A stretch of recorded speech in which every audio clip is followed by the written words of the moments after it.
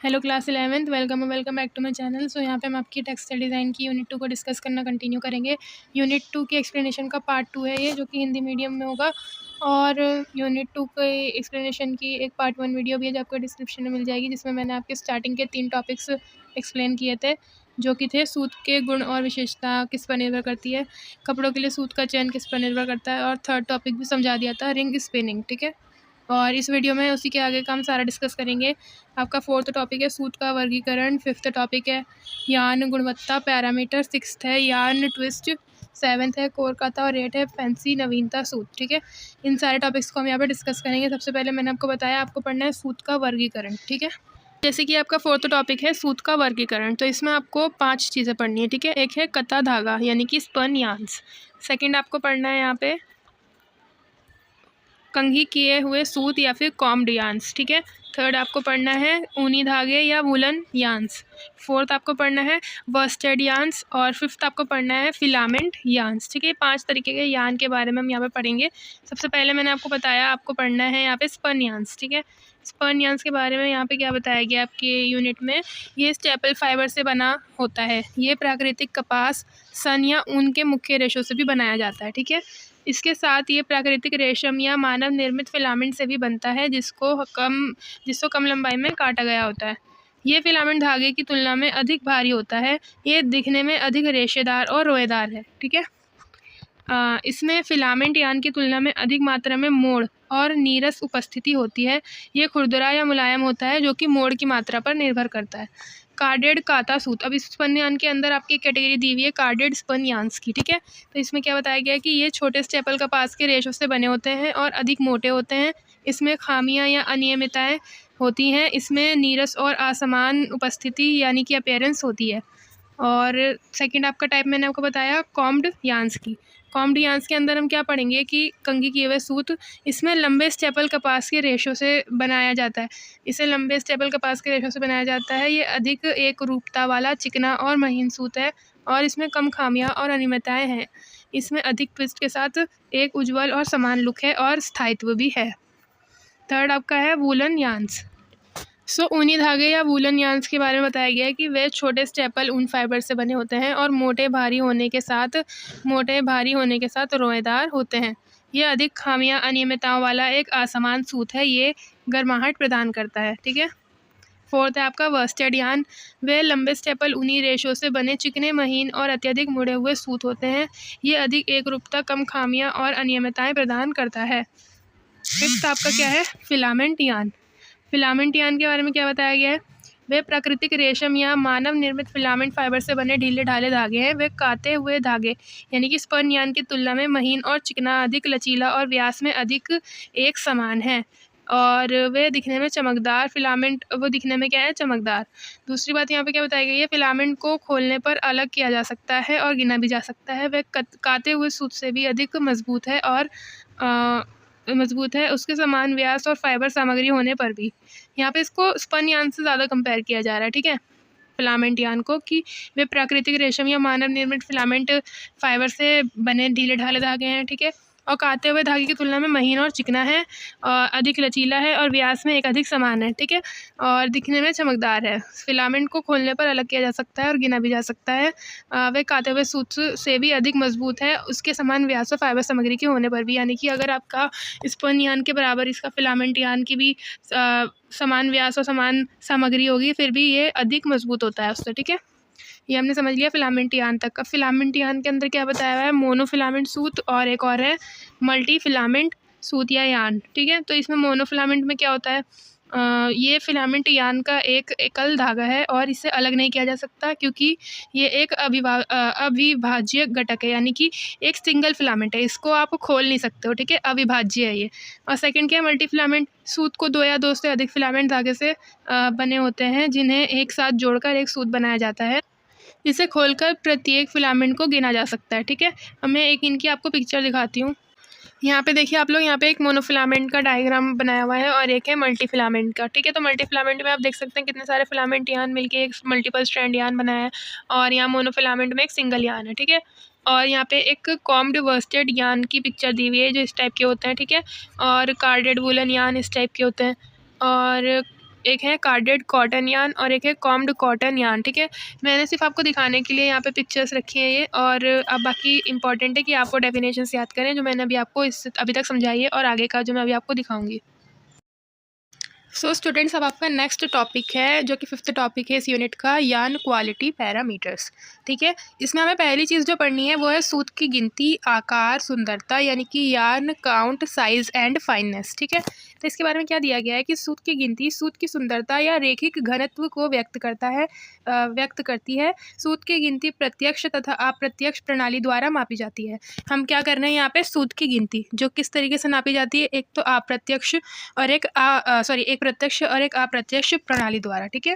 पहला एक क्या है हमारा, या पहला कह लो आप, पहला है हमारा प्रत्यक्ष क्रमांकित प्रणाली, यानी कि डायरेक्ट नंबरिंग सिस्टम। तो इसके अंदर क्या होता है कि मुख्य रूप से फिलामेंट यार्न के लिए उपयोग डिनायर, यानी कि फिलामेंट यार्न के लिए यूज़ किया जाता है इसे मुख्य रूप से, जिसे डिनायर कहा जाता है, और इसे 9000 मीटर लंबाई के सूत के ग्राम में वज़न के रूप में परिभाषित किया गया है। जैसे जैसे संख्या बढ़ती है सूत मोटा होता जाता है। सभी प्रकार के फाइबर, यार्न और वैश्विक बाज़ारों के लिए लागू टैक्स। अच्छा, यहाँ पे 2 टाइप्स है, ठीक है। एक हो गया फिलामेंट यार्न के लिए उपयोग में होता है, यानी कि ओनली फिलामेंट यार्न के लिए, जिसे क्या कहेंगे हम, डिनायर। और एक किसके लिए उपयोग होता है, सभी प्रकार के फाइबर, यार्न और वैश्विक बाज़ारों के लिए लागू, उसको क्या कहते हैं हम, टैक्स। तो इसमें क्या होता है कि इसे 1000 मीटर लंबाई के सूत के ग्राम में वज़न के रूप में परिभाषित किया गया है। जैसे जैसे संख्या बढ़ती है सूत मोटा होता जाता है, ठीक है। हमने यहाँ दो तरीके देख लिए, एक डिनायर और एक टैक्स, और ये किसके लिए एप्लीकेबल है ये भी मैंने आपको बता दिया, और यहाँ पे डेफिनेशन भी दी हुई है पिंक कलर से, ठीक है। आगे बढ़ते हैं। सेकंड जो सूत को नापने की वो है प्रणाली, वो है अप्रत्यक्ष क्रमांकित प्रणाली, यानी कि इनडायरेक्ट नंबरिंग सिस्टम। इसमें क्या होता है, अप्रत्यक्ष प्रति इकाई वजन लंबाई में मापी जाती है, और जो प्रत्यक्ष वाली थी ना इससे पहले वाली, वो प्रति इकाई लंबाई वजन में मापी जाती है, ठीक है। यानी कि प्रति इकाई वजन लंबाई में मापी जाती है, और यहाँ पे प्रति इकाई लंबाई वजन में मापी जाती है, ठीक है। यह दोनों चीज़ें अलग अलग है। उसके बाद इसके अंदर जो फर्स्ट चीज़ दी हुई है वो कॉटन काउंट दिया हुआ है, जिससे यहाँ पे यूनिट दी हुई है NE, यानी कि कॉटन काउंट को NE लिख कर डिनोट किया जाता है, ठीक है। सूत के 1 पौंड भार में हैंक्स भार की संख्या के रूप में परिभाषित, इसको सूत के 1 पौंड भार में हैंक्स भार की संख्या के रूप में परिभाषित किया गया है, यानी कि एक हैंक 840 यार्ड्स के बराबर होता है, ठीक है। आगे बढ़ते हैं। जैसे जैसे संख्या बढ़ती है सूत पतला या महीन होता जाता है। इसका उपयोग मुख्य रूप से सूती काते गए धागे, रेशम का आता हुआ सूत, मानव निर्मित सिंथेटिक काता हुआ सूत और सूती या सिंथेटिक मिश्रित काता हुआ सूत के लिए किया जाता है।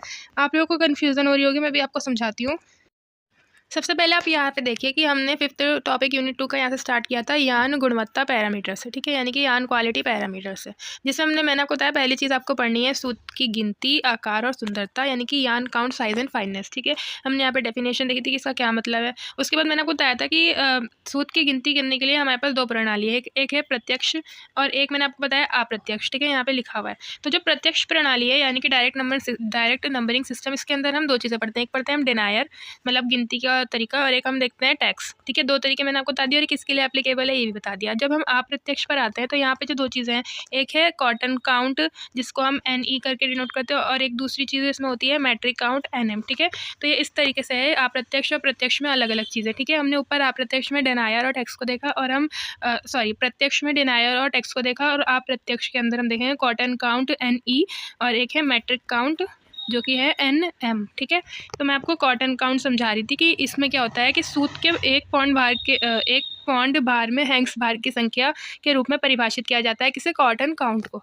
एक हैंक यहाँ पे 840 यार्ड्स के बराबर है, और यहाँ पे बताया गया है कि जैसे जैसे संख्या बढ़ती है सूत पतला या महीन होता जाता है। इसका उपयोग मुख्य रूप से सूती काते गए धागे, रेशम काता हुआ सूत, मानव निर्मित या फिर सिंथेटिक काता हुआ सूत, और सूती या फिर सिंथेटिक मिश्रित काता हुआ सूत के लिए किया जाता है। अब जो मैट्रिक काउंट NM है वो क्या है, सूत के 1 किलोग्राम वजन में इकाइयों की संख्या के रूप में परिभाषित किया गया इस चीज़ को, और यहाँ पे 1 unit is equal to 1000 metres है। जैसे जैसे संख्या बढ़ती है सूत पतला या महीन होता जाता है। इसका उपयोग मुख्य रूप से ऊनी और वास्टेड सूत के लिए किया जाता है, ठीक है। इतना आपने समझ लिया। इसके बाद मैं आपको एक चीज़ और समझाना चाहती हूँ कि इस चीज़ को आप नोटिस करना कि जो अप्रत्यक्ष वाली है ना वो प्रति इकाई वज़न लंबाई में मापी जाती है, और प्रत्यक्ष वाली प्रति इकाई लंबाई वज़न में मापा जाता है। यानी कि डिफरेंस क्या है कि हम प्रति इकाई वजन को यहाँ लंबाई में माप रहे हैं, ठीक है, और यहाँ पे प्रति इकाई लंबाई को वजन में मापा जा रहा है, ठीक है, दोनों थोड़े से अलग होते हैं। अब मैंने आपको ये वाला टॉपिक 5th टॉपिक आपका समझा दिया। इसमें 2 चीज़ें और हमें पढ़नी थी। जैसे कि हमने पहले पढ़ा कि यान काउंट, ये वाला जिसमें यान काउंट, साइज एंड फाइननेस, ये एक ही चीज़ है, ठीक है, ये हमने पढ़ ली, जिसमें हमने प्रत्यक्ष और अप्रत्यक्ष वाला देखा। टॉपिक 5 के अंदर आपको 2 चीज़ और समझनी है, एंड यूजेज ऑफ यान काउंट और एक है आपका फिलामेंट यान काउंट, ठीक है। इस टेबल को आप एक बार देख सकते हैं, यहाँ पे यान डिनायर दिए हुए हैं और यहाँ पे उनके यूज़ दिए हुए हैं, ठीक है, यानी 40 to 70, अगर 40 से 70 होगा तो उसका क्या यूज़ है और इतने से इतने में इसका क्या यूज़ होगा, ठीक है, यहाँ पे दिया हुआ है। और नीचे फिलामेंट यान काउंट में कॉटन काउंट, रेंज और एंड यूजेस दिए हुए हैं, आप इसको एक बार देख सकते हैं, ठीक है। बाकी हम अपने 6th टॉपिक पे चलते हैं। 6th टॉपिक 2nd यूनिट का है आपका सूत का मोड़ यानी कि यान ट्विस्ट। तो इसमें क्या पढ़ना है आपको, ट्विस्ट सूत की धुरी के चारों ओर तंतुओं की स्पाइरल व्यवस्था है। ट्विस्ट रेशों को एक साथ बांधता है और सूत को मजबूती प्रदान करता है। सूत के मोड़ की मात्रा या डिग्री को मापा जाता है प्रति इंच घुमावों की संख्या TPI यानी कि number of turns per inch यानी कि TPI में इसे मापा जाता है, ठीक है। किस चीज़ को, मोड़ की मात्रा या डिग्री को। आगे चलते हैं। यहाँ पे आपको दिया गया है कि सूत के मोड़ की डिग्री कपड़े की निम्नलिखित विशेषताओं का पालन करती है, hand feel, appearance, texture, drape और ड्यूरेबिलिटी को, ठीक है। अब इसके अंदर आपको एक चीज़ पढ़नी है, यान ट्विस्ट की दिशा, ठीक है, यानी कि S ट्विस्ट जब ऊर्ध्वाधर स्थिति यानी कि वर्टिकल पोजीशन में रखा जाता है और ट्विस्ट बाएं हाथ की दिशा में ऊपर की ओर बहता है, ठीक है। ये हो गई आपकी S वाली डिज़ाइन और एक आपकी होती है Z वाली, ठीक है। मैं आपको डायग्राम में दिखाती हूँ। सो हम लोग डायरेक्शन ऑफ यान ट्विस्ट डिस्कस कर रहे थे। यहाँ पे देखो, एक है S ट्विस्ट यानी कि लेफ्ट हैंड ट्विस्ट और एक है Z ट्विस्ट जो कि है राइट हैंड ट्विस्ट। यहाँ पे दोनों चीज़ें दी हुई है, आप यहाँ डायग्राम में भी देख सकते हो। मैं आपको डेफिनेशन दोबारा दिखाती हूँ। हमने S ट्विस्ट को डिस्कस किया था। S ट्विस्ट हमने देखा कि जब ऊर्ध्वाधर स्थिति यानी कि वर्टिकल पोजीशन में रखा जाता है और ट्विस्ट बाएं हाथ की दिशा से ऊपर की ओर बहता है, ठीक है, बाएं हाथ की दिशा में ऊपर की ओर। और Z में क्या होता है, ट्विस्ट जब ऊर्ध्वाधर स्थिति यानी कि फिर से वर्टिकल पोजीशन में रखा जाता है और ट्विस्ट दाहिने हाथ की दिशा में ऊपर की ओर बहता है, ठीक है। मोड़ की दिशाएं मुख्य रूप से कपड़ों के प्रकाश प्रतिबिंबित गुणों, बनावट आदि को प्रभावित करती है। Z ट्विस्ट वोवंस और निट्स दोनों में अधिक आम है, ठीक है। आगे क्या है यहाँ पे, सिंगल प्लाई सूत। सो ये भी आपके 6th टॉपिक का एक सब पार्ट है, ठीक है। तो यानी कि सब टॉपिक है ये सिंगल प्लाई यान। तो इसमें हमें क्या देखना है कि सूत एक ही धागे से बना होता है जो कताई प्रक्रिया द्वारा निर्मित होता है। सो स्टूडेंट्स, जो टॉपिक हमें पढ़ना है वो है सिंगल प्लाई यान्स, ठीक है। तो ये क्या होता है, सूत एक ही धागे से बना होता है जो कताई प्रक्रिया द्वारा निर्मित होता है। मोड़ खोलने पर रेशे को अलग किया जा सकता है, ठीक है। यानी कि एक सिंगल प्लाई यान क्या है, ये एक ही धागे से बना है, ठीक है, और कताई प्रक्रिया द्वारा निर्मित है और खोलने पर जो इसके रेशे हैं ना वो अलग हो जाते हैं। इसके साथ एक होता है प्लाइड यान। ये क्या होते हैं, एक धागा 2 या 2 से अधिक एकल धागों से बना होता है जिन्हें एक साथ ट्विस्ट किया गया जिनको क्या करा गया है, एक साथ ट्विस्ट किया गया है। यानी कि बहुत अधिक एकल धागे, 1 से 2 या 2 से अधिक एकल धागों को एक साथ ट्विस्ट किया गया है यहाँ पे, जिससे प्लाइड यान बना है। इनके मोड़ को खोलने पर एकल धागों को गिना जा सकता है। यानी कि अगर इनका जो मोड़ कर इनको जो एक बनाया गया है प्लाइड यान, उनको आप खोलकर एकल धागों को गिन सकते हो, ठीक है। प्लाइड धागों की पहचान 2, 3 या 4 प्लाई सूत के रूप में की जा सकती है। मैं आपको एक पिक्चर दिखाती हूँ जिसमें यहाँ पे देखिए आप, ये है सिंगल या फिर 1 प्लाई यान, ठीक है। और यहाँ पे क्या है, ये है 2 प्लाई, 3 प्लाई और 4 प्लाई यान्स, ठीक है, जो हमने प्लाइड जिसको बोलते हैं 2 या 2 से अधिक यान्स को मिला के बनाया जाता है। और ये होता है, और ये हो गया आपका प्लाइड यान और यहाँ पे ऊपर दिया हुआ है सिंगल प्लाई यान, ठीक है। अब प्लाइड यान के बाद हमें पढ़ना है यहाँ पे प्लाइड यान के उद्देश्य क्या होते हैं। प्लाइड यान विभिन्न फाइबर यान को मिश्रित करके प्राप्त किया जाता है, जैसे कि काता यानी कि स्पन और फिलामेंट यान के संयोजन से, ठीक है। ये इतना इसमें था। और उसके बाद 7th टॉपिक स्टार्ट हो जाता है आपका कोर काता सूत यानी कि कोर स्पन यान। ये क्या होता है कि एक सूत जिसमें एक प्रकार का रेशा होता है दूसरे सूत के चारों ओर लपेटा जाता है, ठीक है। संरचना में एक कोर होता है जो स्पेंडेक्स या किसी अन्य प्रकार का धागा हो सकता है और बाहरी परत आमतौर पर प्राकृतिक, मानव निर्मित या मिश्रित फाइबर यान की होती है। सूत की अंतर्निहित संपत्ति आंतरिक कोर से प्रभावित होती है। बाहरी परत बनावट और हैंडफील निर्धारित करती है। इस पैराग्राफ को मैं आपको समझाती हूँ। कोर स्पन यान क्या है, एक सूत ठीक है, जिसके अंदर क्या होता है कि एक प्रकार का रेशा होता है जिसे दूसरे सूत के चारों ओर लपेटा गया है, ठीक है।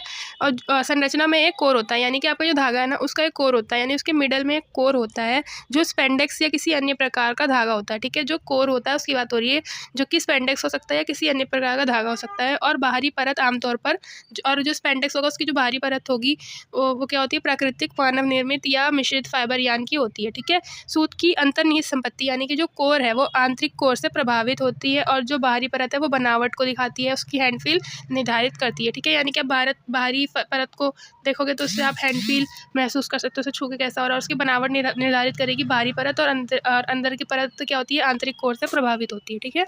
यानी कि ये होता है आपके कोर स्पन यान। मैं आपको एक पिक्चर दिखाती हूँ। यहाँ पे देखिए इस टाइप के होते हैं कोर स्पन यान। यहाँ पे आपका एक कोर होता है, ठीक है, जो कि हमने पीछे देखा कि स्पेंडेक्स या किसी अन्य फाइबर का हो सकता है, और बाहर उसके दूसरे धागा या रेशा लगा हुआ होता है। देखिए यहाँ पे भी एक कोर है और जिसके अराउंड एक और रेशे को लपेटा गया है, यही होता है कोर स्पन यान, ठीक है। 7th टॉपिक कोर स्पन यान के बाद हमें देखना है यहाँ पे 8th टॉपिक है आपका फैंसी नवीनता सूत या फैंसी नोवेल्टी यान्स। इसमें क्या होता है, नवीनता यान एकल या परतदार यान यानी कि प्लाइड यान संरचना है, ठीक है। नवीनता यान क्या है, एकल है या फिर परतदार यान, जिसे हम क्या कहते हैं, प्लाइड यान संरचना है, जिसमें जानबूझकर पेश की गई आकार में अनियमितताएं, मोड़ और बहुरंगी प्रभाव होते हैं। यानी कि इसमें जानबूझकर क्या डाला जाता है, अनियमितताएं, मोड़ और बहुरंगी प्रभाव, ठीक है। ये देख लिया आपने। इसके बाद नवीनता सूत का निर्माण कैसे होता है। इसमें होता है बेस यान, ठीक है। इसके अलावा क्या होता है, इफेक्ट यान, और थर्ड होता है बाइंडर सूत, ठीक है। इसका मतलब क्या है कि लंबाई और स्थिति को नियंत्रित करने के लिए यहाँ पे बेस यान को डाला गया है, और बनावट और सौंदर्य मूल जोड़ने के लिए यहाँ पे इफेक्ट यान को डाला गया है, और प्रभाव सूत को आधार सूत के साथ जोड़ने के लिए यहाँ पे बाइंडर सूत को डाला गया है, ठीक है। यहाँ पे मैं आपको एक डायग्राम दिखाती हूँ। तो अभी हम देख रहे थे नोवेल्टी यान्स या फिर नवीनता सूत निर्माण। तो इसमें देखो 3 टाइप के यान है, बेस यान, बाइंडर और इफेक्ट यान, ठीक है। इनके क्या क्या रोल होते हैं मैंने आपको पीछे बताया था। मैंने आपको ये बताया था कि जो बेस यान होता है वो लंबाई और स्थिरता को नियंत्रित करने के लिए होता है। जो इफेक्ट यान होता है वो बनावट और सौंदर्य मूल को जोड़ने के लिए होता है, ठीक है। और बाइंडर यान जो है वो एक सूत को दूसरे सूत से जोड़ता है। ये रहा आपका बाइंडर यान, ठीक है, जो कि क्या कर रहा है, प्रभाव सूत को आधार सूत के साथ जोड़ता है, ठीक है। इसके आगे आगे जो हम देखेंगे टॉपिक वो होगा। सो स्टूडेंट्स, अभी हमने 8th टॉपिक के अंदर नवीनता सूत निर्माण के 3 वो देखे, बेसियान, इफेक्टियान और बाइंडर सूत, जिससे नवीनता सूत बनता है, जिससे इसका निर्माण होता है, ठीक है। और इसका नेक्स्ट जो हमें पढ़ना है, नवीनता धागों की बनावट और सौंदर्य शास्त्र किस पर निर्भर करती है। यहाँ पे लिखा है इस पर निर्भर करती है। किस पर, सूत का प्रकार और गिनती बदलने पर, मोड़ की मात्रा, मोड़ की दिशा बदलना, और मेटेलिक धागे जोड़ना, और अलग अलग रंग के धागे जोड़ना, ठीक है। इन चीज़ों पर क्या निर्भर करता है, नवीनता धागों की बनावट और सौंदर्य शास्त्र। इसके बाद आपको पढ़ना है टाइप्स ऑफ नोवेल्टी यान्स, ठीक है। सो स्टूडेंट्स, यूनिट 2 की अब लास्ट टॉपिक हमें डिस्कस करना है, वो है टाइप्स ऑफ नोवेल्टी यान्स या फिर नवीनता सूत के प्रकार। यहाँ पे मैंने 11 टाइप्स राइट डाउन किए हैं, हम उनको डिस्कस करेंगे। तो सबसे पहला यहाँ पे टाइप है बुक्कल यान, जो कि यहाँ पे डेफिनेशन या इसके बारे में लिखा है कि एक 3 प्लाई सूत, मैंने आपको ऊपर प्लाई सूत बताया, प्लाइड सूत, ठीक है। तो एक 3 प्लाई सूत जिसमें छोटे तंग लूप होते हैं, यानी कि एक प्लाई सूत जिसमें लूप्स बने हुए होते हैं धागे से, ठीक है, जो कि व्यापक अंतराल के साथ निकले होते हैं। सेकेंड टाइप क्या है, ब्रश्ड या फिर नैप्ड यान। तो ये क्या होता है, एक स्टेपल सूत है जिसमें सूत के छोटे रेशों को मुलायम, थोक, सॉफ्ट प्रभाव देने के लिए, यानी कि एक आपका सूत है स्टेपल जिसमें जो छोटे रेशे उनको सॉफ्ट या मुलायम, थोक प्रभाव, सॉफ्ट बल्कड प्रभाव देने के लिए सतह पर ब्रश किया गया है, यानी कि इसके रेशों को ब्रश किया गया है या सतह को ब्रश किया गया है, ऐसे यहाँ पे लिखा हुआ है, ठीक है। थर्ड यहाँ पे है शनिल यान। शनिल यान क्या होता है, प्लाइड रेशो वाला सूत, ठीक है, प्लाइड रेशो वाला सूत जो परतदार कोर धागों के बीच रखा जाता है। अब परतदार कोर धागे, हमने कोर धागे ऊपर पढ़ा था, ठीक है। तो इस प्लाइड रेशे वाले सूत को परतदार कोर धागे के बीच में रखा जाता है, जिससे एक रोएदार या मखमली प्रभाव उत्पन्न होता है, ठीक है। यानी कि एक ये है परतदार कोर धागों के बीच रखा गया प्लाइड रेशे वाला सूत, जिससे एक रोएदार और मखमली प्रभाव उत्पन्न होता है, ठीक है। कॉर्क स्क्रू यान क्या होता है, एक 2 प्लाई सूत जिसमें एक स्लेक ट्विस्टेड और एक हार्ड ट्विस्टेड फाइन सूत होता है, ठीक है। एक स्लेक ट्विस्टेड और एक हार्ड ट्विस्टेड फाइन सूत होता है, जहाँ अलग अलग आकार के धागों को अलग अलग गति से एक साथ मोड़ा जाता है, पतले सूत को मोटे सूत के चारों ओर घुमाया जाता है। ये है आपका कॉर्क स्क्रू यान। फिर फ्लोक या फ्लेक यान एक एकल सूत है। 6th टाइप आपका नब यान। ये क्या होता है, एक बहुपलाई सूत, जिसमें एक सूत को दूसरे सूत के चारों ओर कई बार घुमाया जाता है, जिससे बेस यान की सतह पर निर्मित गांठदार प्रभाव बनता है। एक सूत को दूसरे सूत से ऐसे ऐसा किसी तरीके से घुमाया जाता है जिससे जो रेशा है ना बेस यान, उस पर ना गांठदार प्रभाव उत्पन्न होता है। जैसे कि आपको लगेगा कि रेशे पे जगह जगह पे गांठें आई हुई हैं, ठीक है, गांठ टाइप का प्रभाव उत्पन्न होता है। एक बार और रीड कर देती हूँ मैं। एक बहुपलाई सूत, जिसमें एक सूत को दूसरे सूत के चारों ओर कई बार घुमाया जाता है, जिससे बेस यान की सतह पर एक निर्मित गांठदार प्रभाव बनता है। रेशों के गोल या लंबे टफ्ट्स नियमित टफ्ट्स, यहाँ पे गांठ को कहा गया, ठीक है, टफ्ट्स नियमित अंतराल पर ढाले जाते हैं, यानी कि इन गांठों को नियमित अंतराल पे ढाला जाता है। बेस यान के ट्विस्ट टफ्ट्स को जगह पर बनाए रखते हैं, यानी कि जो बेस यान के ट्विस्ट ढाले जाते हैं वो इन टफ्ट्स को जगह पर बनाए रखते हैं, ठीक है। नव यान के बाद हमें पढ़ना है यहाँ पे 7th टाइप आपका रेटिन यान। समग्र रूप में खुरदरी सतह के प्रभाव वाला एक कोर सूत है।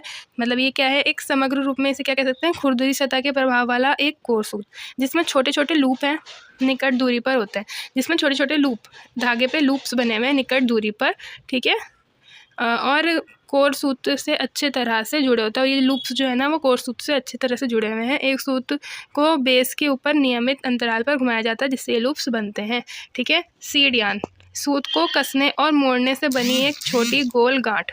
सूत को कसने और मोड़ने से बनी एक छोटी गोल गांठ जो कि नियमित अंतराल पर बेस यान पर बार बार, इसमें भी आपको गांठ प्रभाव दिखता है, ठीक है, सीड यान पे भी, जो कि एक बेस यान पर बनाया गया है, ठीक है, और नियमित अंतराल पर दिखाई देती है ये बेस यान के ऊपर, ठीक है, छोटी गोल गांठ है, ठीक है। स्लब यान आपका 9th है। नियमित दूरी पर मुलायम तथा ऊंचे हिस्सों से बना एक मोटा व पतला सूत, यानी कि अनियमित दूरी पर मुलायम तथा ऊंचे हिस्सों से बना। अब इस पे ऐसा प्रभाव डाला गया है कि आपको ये उठे हुए लगेंगे, एक धागे पे कहीं कहीं पे उठा हुआ प्रभाव बना हुआ दिखेगा, ठीक है, उसी को कहा गया है मुलायम तथा ऊंचे हिस्से, ठीक है। एक मोटे व पतले सूत जो कि ऐसे निर्माण में मोड़ के अनियमित अंतराल और मोड़ की कमी के कारण है। अब ऐसा प्रभाव क्यों है, मोड़ के अनियमित अंतराल और मोड़ की कमी के कारण। एक बार और रीड करेंगे। अनियमित दूरी पर मुलायम तथा ऊंचे हिस्सों से बना एक मोटा व पतला सूत। ये क्या है, एक मोटा व पतला सूत। इससे मोटा व पतला क्योंकि एक जगह पे पतला है, फिर उठे हुए प्रभाव के कारण वहाँ से वो धागा मोटा हो गया, फिर पतला है और फिर मोटा हो गया, इसलिए इसे मोटा व पतला सूत कह रहे हैं, ठीक है।